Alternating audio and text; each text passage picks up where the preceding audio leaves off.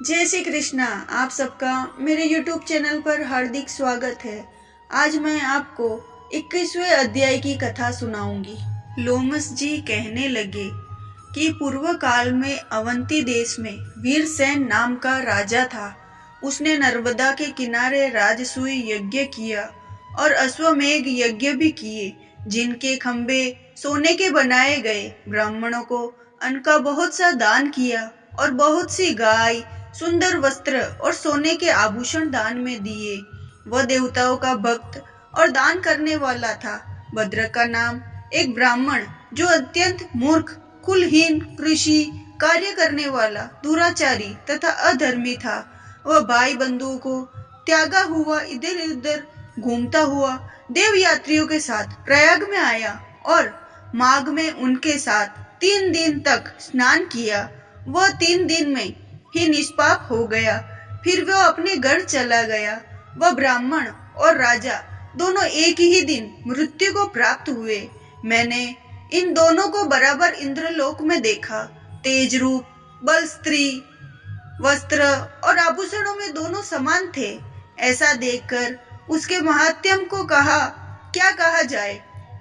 राजसूय यज्ञ करने वाला स्वर्ग का सुख भोग कर फिर भी जन्म लेता है, परंतु संगम में स्नान करने वाला जन्म मरण से रहित हो जाता है।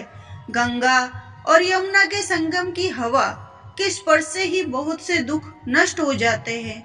अधिक क्या कहें, और किसी भी तीर्थ में किए गए पाप माघ मास में प्रयाग में स्नान करने से नष्ट हो जाते हैं। मैं पिशाच मोचन नाम का एक पुराना इतिहास सुनाता हूँ। इस इतिहास को ये कन्याएं और तुम्हारा पुत्र भी सुने, उससे इनको स्मृति प्राप्त होगी। पुराने समय में देवदूती नाम का बड़ा गंभीर और वेदों का पारंगत एक वैष्णव ब्राह्मण था। उसने पिशाच को निर्मुक्त करवाया।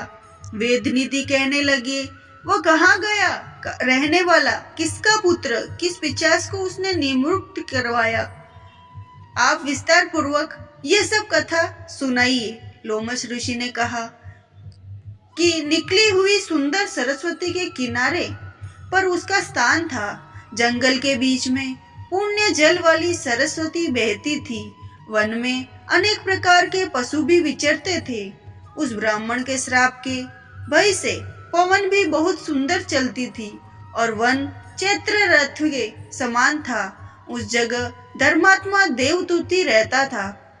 उसके पिता का नाम सुमित्र था और वह लक्ष्मी के वरदान से उत्पन्न हुआ था। वह सदैव आत्मा को स्थिर रखता, गर्मी में अपने नेत्र सूर्य की तरफ रखता, वर्षा में खुली जगह पर तपस्या करता, हेमंत ऋतु में सारस्वत सरोवर में बैठता और त्रिकाल संध्या करता। जितेंद्रिय और सत्यवादी भी था। अपने आप गिरे हुए फल और पत्तियों का भोजन करता था। उसका शरीर सूख कर हड्डियां मात्र रह गई थी। इस प्रकार उसको तप करते हुए वहां पर 1000 वर्ष बीत गए।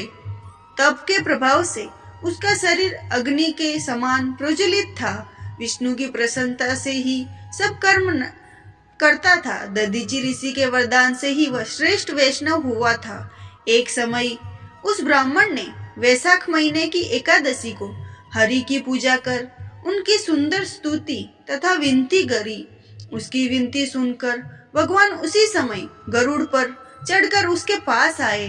चतुर्भुज, विशाल नेत्र, मेघ जैसा स्वरूप भगवान को स्पष्ट देखकर प्रसन्नता के मारे उसकी आंखों में आंसू भर गए और कृतकृत्य होकर उसने भगवान को प्रणाम किया। उसने अपने शरीर को भी याद ना रखा और भगवान के ध्यान में लीन हो गया। तब भगवान ने कहा, ए देवदूती, मैं जानता हूँ कि तुम मेरे परम भक्त हो। मैं तुमसे अति प्रसन्न हूँ। तुम वर मांगो। इस प्रकार भगवान के वचन सुनकर प्रेम के मारे लड़खड़ाती हुई वाणी से कहने लगा, हे देवादिदेव, अपनी माया से शरीर धारण करने वाले आपके दर्शन देवताओं को भी दुर्लभ है। अब आपका दर्शन भी हो गया है, मुझको और क्या चाहिए। मैं सदैव आपकी भक्ति में लगा रहा हूँ। भगवान उसके वचन सुनकर कहने लगे, ऐसा ही होगा। तुम्हारे तप में कोई बाधा नहीं पड़ेगी। जो मनुष्य तुम्हारे कहे गए स्रोत को पढ़ेगा, उसकी मुझ में अचल भक्ति होगी, उसके धर्म कार्य सांगोपांग होंगे, उसकी ज्ञान में परम निष्ठा होती। ये 21वां अध्याय यहीं समाप्त होता है। अब अगला अध्याय होगा 22वां। धन्यवाद।